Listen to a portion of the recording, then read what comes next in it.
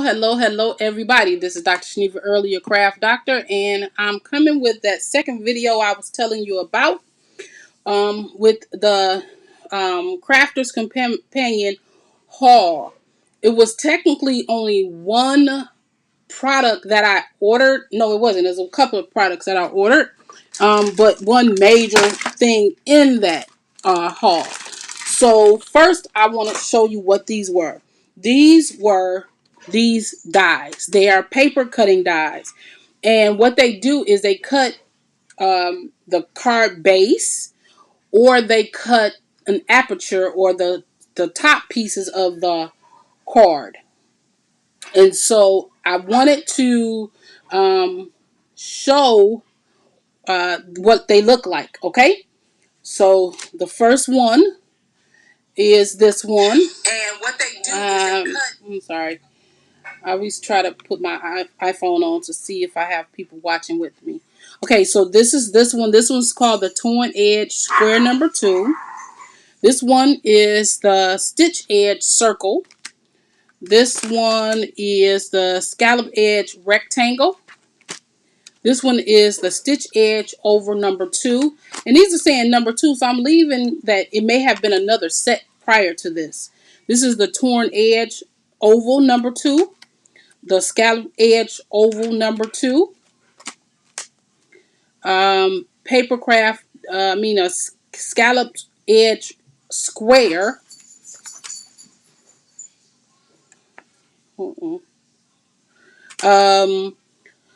The Stitch Edge Square number 2. The Scalloped Edge number 2.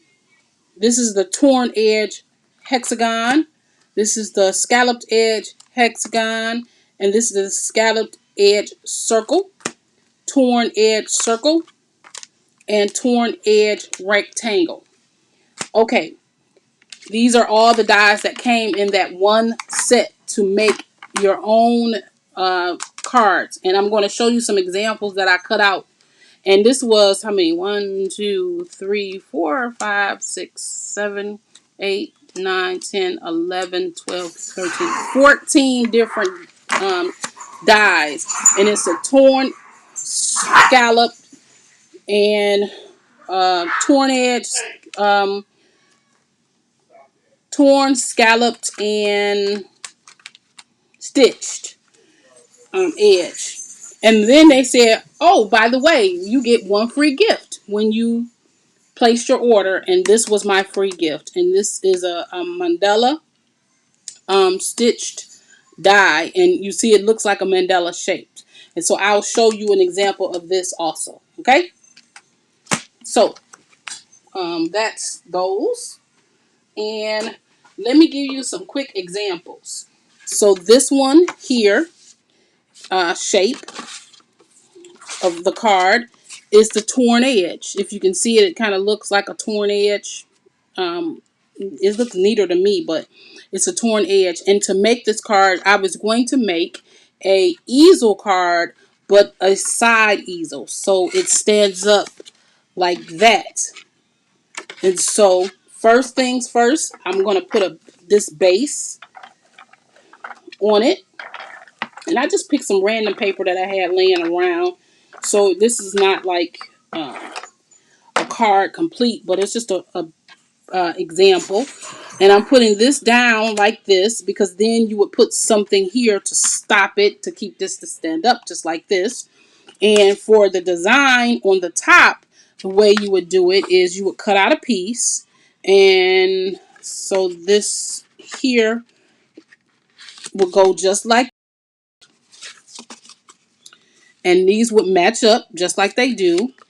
You need to put your glue tape or whatever that you're using on the bottom half only, because you don't want to put it on the top half, because if you put it on the top half, it'll just be a flat surface and will not allow you to do the swing open. Nope. See, what I have to do is, because this is a torn edge, I have to match up the right side with this. So that's what I'm doing. I'm matching up the right edges. My like that. And now all you have to do is decorate this top piece. You decorate this top piece here and with whatever you want to, and then you put your stopper here. So I would take some type of paper um and make a stopper, so this will stop. And of course you would put it up with dimensionals to stop this from flapping down like it is, so it'll turn out just like that.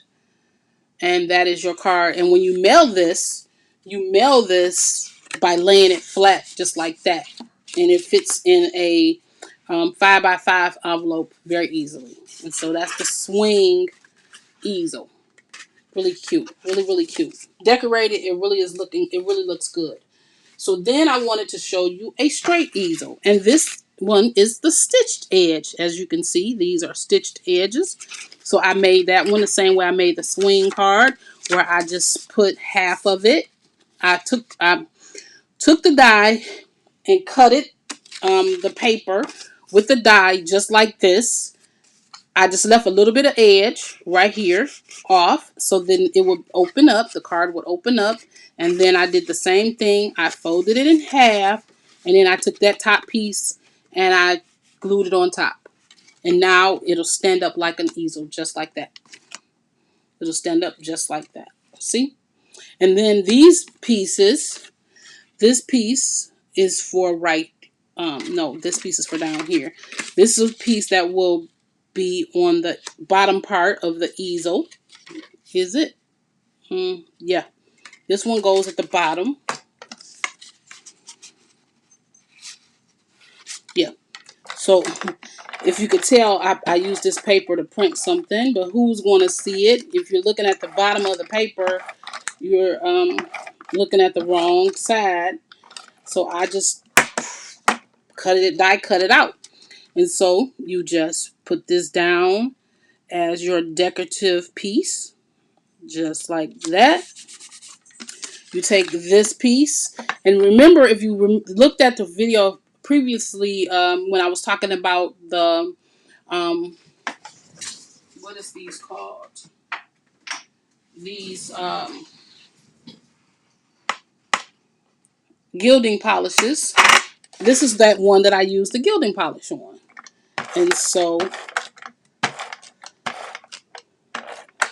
you just take this in order to mat this. You just match it up where to mat it and put it in the center like that. And then you take this whole piece and you put it up, you put it on here. And now you can decorate this one, this card as well. And it's an easel card. And you put a stopper just like that, like you did before. You put a stopper on there, and with that stopper, it's an easel card. And it's mailed the same way. You can make a envelope, because this one is a 4 1/4 by 4 1/4, and so you can use a 5x5, 5.5x5 envelope and put this right in, and it'll mail perfectly. And so that's the second one. Then I wanted to show you that you can make a standard card also. You take your dies and you let it hang over a little bit. And so when you let it hang over some, it becomes, now this is your card base. So it's a decorative card base. And I just used the largest die. And this one is the scalloped edge. I used the largest scalloped edge die group to do this one, right? And I made a regular card base. The key to it all is, when you're doing this, you don't want, thank you, Mr. Early, I love you. When the key to all of this is when you're making it, see if you can tell I cut that, that's the biggest scallop edge, and the biggest scalloped edge is 4.5. So that's the largest one. So when you look at the card, it looks bad, half of this chopped off, right? It doesn't look good. So what I did was I cut it out singly.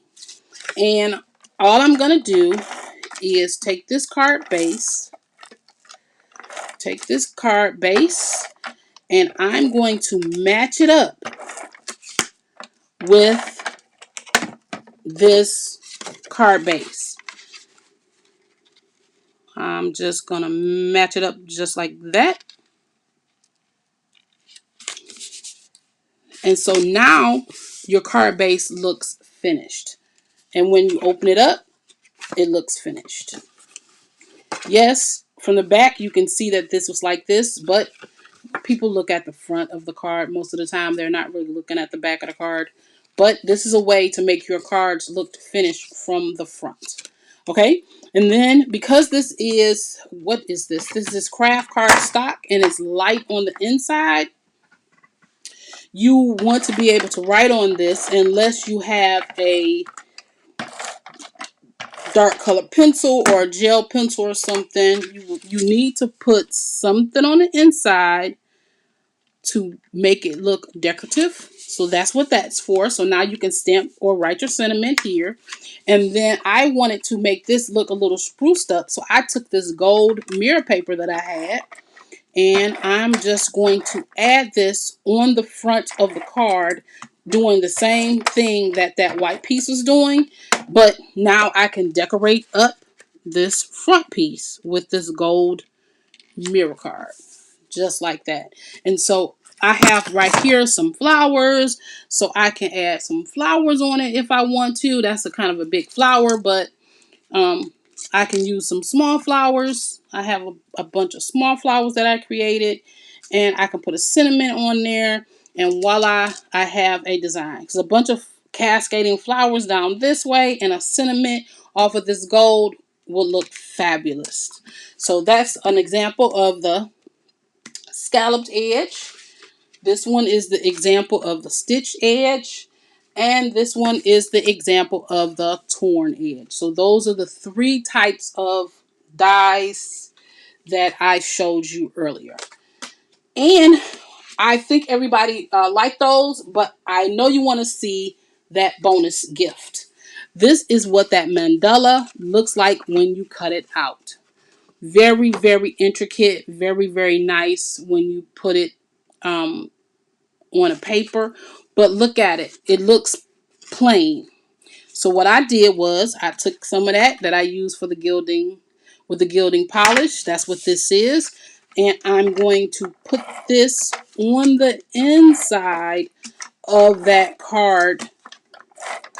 So then when you see it, now with this on the inside, look how that really adds something to it. That really adds something to that design, that now you can see this purple purple piece to it. I would not, I would decorate the outside. I'm just bone folding it so it can lay flat, as flat as it can lay. I would not put anything in here as a decoration, or if you wanted to, I could have not put it down here. Let's see how this will work. This will work. So I can put a white piece or brown piece or some kind of piece in there. I can take this piece and I'm looking for my powder tool. What I can do is I can take this piece, take my powder tool, this up to make this part unsticky, because that's what powder tools do. It makes it unsticky. And this is just cornstarch, or you can use baby powder, because what's in here smells like baby powder to me. This is I got this from EK Tools, EK Success or something, and now this is not sticky anymore because I baby powdered it up or powder tooled it up. And what you do is, in order to make the purple stand out, I can take some glue and just certain places, not all over, and just mainly the outlines in a couple of the major areas, like that. And now I have glue to hold this down, right? And then I can take this piece and put it right in here.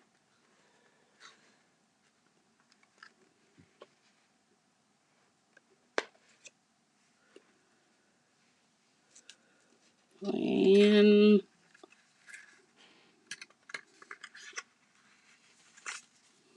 lay this down like that so I can glue that piece on here. So, um, and then, okay, really, I'll have to take that sticky off. But what you see what I'm doing, the effect it'll make. And so this part will now have the piece showing here, and you can write right here. This just needs to stick because I used white glue, which takes time to dry. And so there go your mandala card.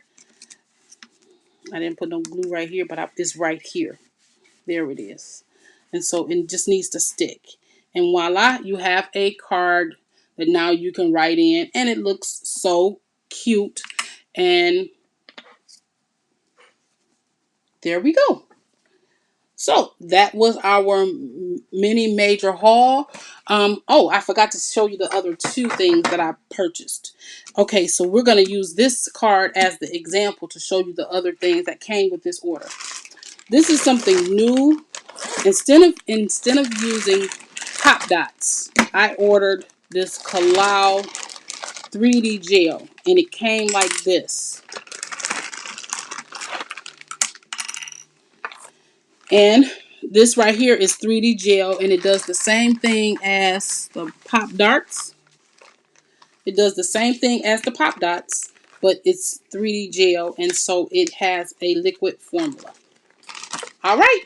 Thank you so much, and I will see you in the next one.